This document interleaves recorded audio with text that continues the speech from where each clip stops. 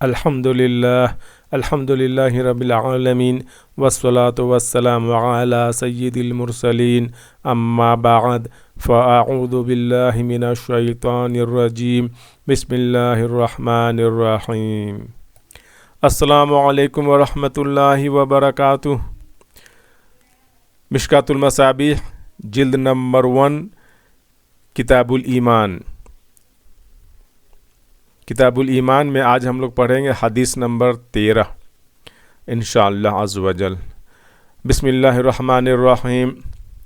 انس رضی اللہ عنہ سے روایت ہے، انہوں نے کہا رسول اللہ صلی اللہ علیہ وسلم نے فرمایا، جو شخص ہماری نماز کی طرح نماز پڑھے، ہمارے قبلے کی طرف رخ کرے اور ہمارا ذبیحہ کھائے تو وہ ایسا مسلمان ہے جسے اللہ اور اس کے رسول کی امان حاصل ہے، سو تم اللہ کی امان اور ذمہ کو نہ توڑو۔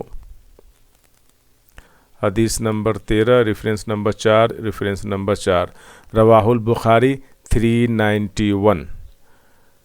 جزاکم اللہ خیرہ۔ السلام علیکم ورحمۃ اللہ وبرکاتہ۔